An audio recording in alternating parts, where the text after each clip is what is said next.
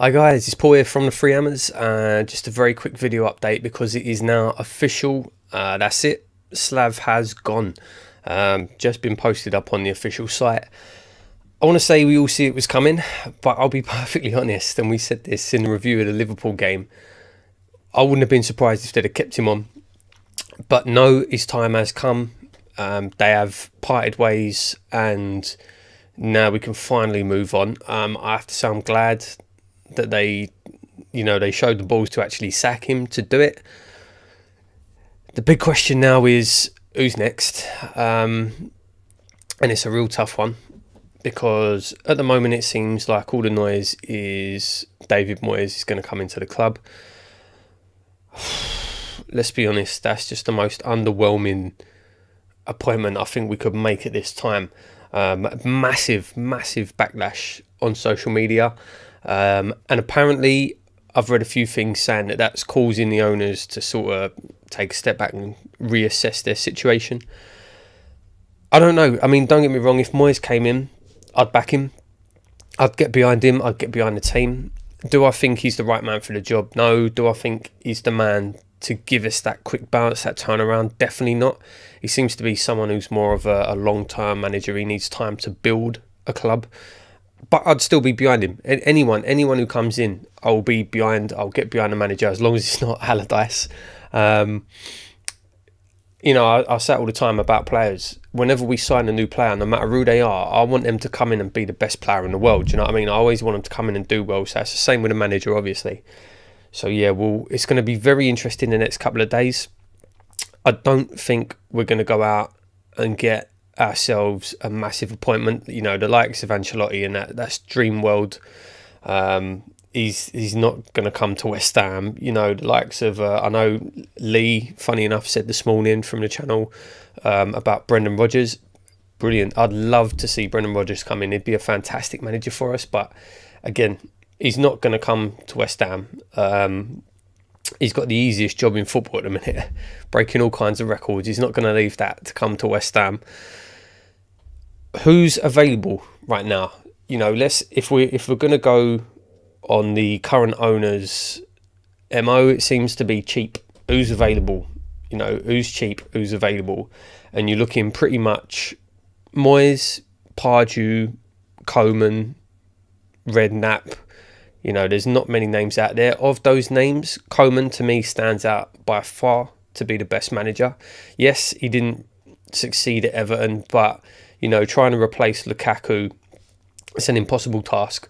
To me is the standout name of the bunch, but apparently he's going to cost a lot of money to bring in. 5 million a year, I think he wants, so that could rule him out straight away. Of the others, as I say, it seems like Moyes is massively odds on, bookies' favourite at the minute. But I'd rather see Pardew come in. Pardew has got a proven record of having a good first season. He comes in and he has an immediate impact, Pards. And that's exactly what we need right now. And he seems to sort of come in, do really well, and then fall off after a season or two. But if we were only bringing someone in for a 6-month period anyway, he would be perfect for me. Perfect.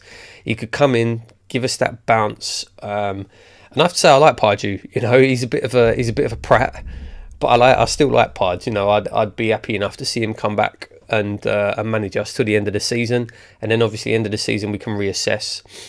This is another worry though, to be honest, because if we do take on, let's say for example we give Moyes the job, and in the next, well, for the rest of the season, he keeps us up and he gets us to mid-table. The chances are the board is then going to turn around and say, okay, now we're going to give you a proper contract to prove yourself. So there's a good chance whoever comes in for this 6 months are going to end up being our long-term manager anyway. I don't know how I feel about that, because I do feel like there's going to be better options available in the summer. So I don't know. I mean, it's going to be really interesting to see what happens over the next few days, to see who we do appoint, and then obviously how we get on. Obviously, I want us to do well. I want us to stay up. I want us to finish mid-table. But if we do, are they then still going to say, right, now we're going to look for someone better? Or are they just going to say, okay, no, you kept us up, you got us to wherever, we're going to keep you on for another couple of seasons. I don't know, it's going to be interesting to see what happens. Don't want to go on too long in this video, just a quick sort of update. With regards to Bilic, I've been saying for weeks, you know, we all have, it's time. It was time to go. It wasn't working out. On this channel, we love Bilic. We really do. Massive Bilic fans. Seems like a really, really nice bloke. He's had the horrible job of working underneath the owners, possibly undermining him for transfers and not getting in the players he wants. But with the players that he has got, with the current squad, it's not working. You know, he's not getting the results he should be out of those players. They're not fit. We're tactically naive. We don't seem to know. We have no style. We've got no way that we want to play. It just wasn't working. It just wasn't working. We've been saying for a while now. I've been saying pretty much since the end of last season that it wasn't working and it was time to go.